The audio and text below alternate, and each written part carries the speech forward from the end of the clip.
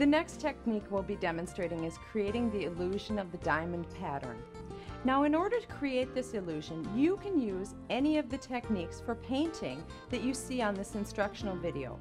What we'll primarily be focusing on is how to create the pattern itself.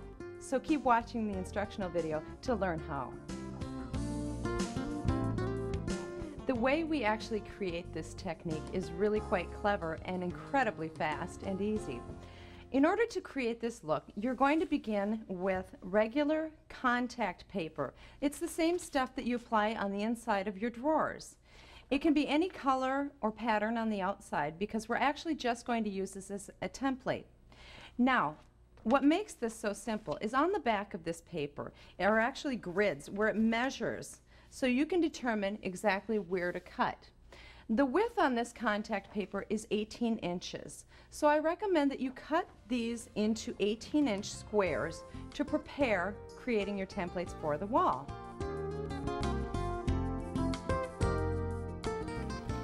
This is so easy to cut and keep nice, even, straight squares because of the lines that are on the back. Again, I'm cutting these into 18-inch lengths because they're 18 inches wide. Generally, you want to have at least a couple of rolls cut up into squares before you begin applying them to your wall. The first thing that you need to do is you need to create level lines on your wall because this will be your marking point for applying your contact squares. The first thing that you need to do is determine what corner of the room that you're going to begin.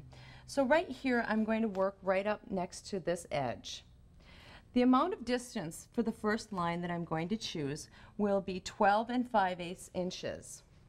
So I'm going to take my level and measure out 12 5/8 inches and make a little mark. I'll go ahead from that point. My next line will be exactly 25 1/4 inches. And that brings me right here.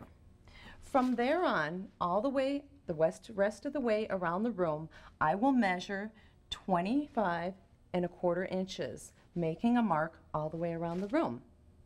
Once I've done that, then I'm going to continue on with my level and go up to the marks that I made on the wall using my pencil and use my level, making sure that the bubble's in the middle so we have a completely vertical line. I'm going to use my pencil and make a mark on the surface and continue doing that every mark that I've got all the way around the room.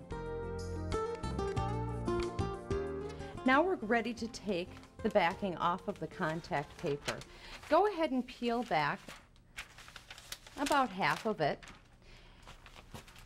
and take one of the corners. And what you're going to do is match it up on the line that you made with your pencil mark. Start at the top and kind of hold that down. Remove the rest of the backing, press it down, and continue laying the rest of your templates, peeling the back off and matching the corners on the pencil mark. Down below and all the way across the wall until you've used 2 rolls of contact paper. Okay, so now we've got our templates on the wall and we're ready to do our faux finishing. Keep in mind that you can do any technique to create this illusion. If you want to do wood graining or color meshing or glazing or any of the techniques on this instructional video, you're welcome to.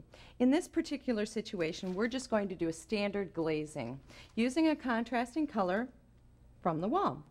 I dip my paintbrush into my glaze and I'm going to put it on the portion of the wall that's showing the base coat color. I'm going to take the Woolie and just jab through it. Now notice that I'm kind of working with the direction of the contact paper because you don't want to push against it and allow the glaze or paint to seep under there. It's a very low adhesion contact paper. And we'll go ahead and apply our glaze.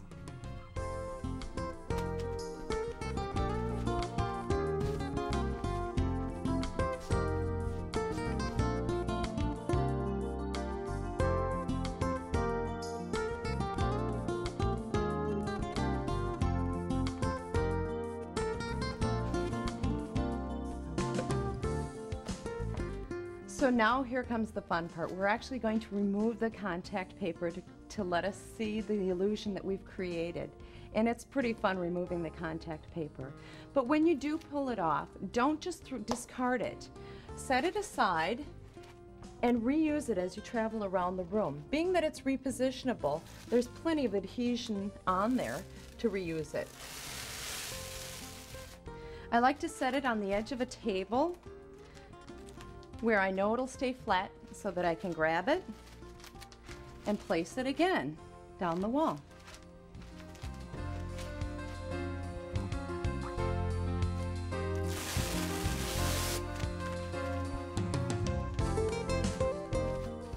So that's our fabulous diamond technique. Now it's really a dramatic look. It's wonderful for an accent wall or maybe even a dining room. Many different places you can use it in your home. So thanks for watching our diamond instruction video.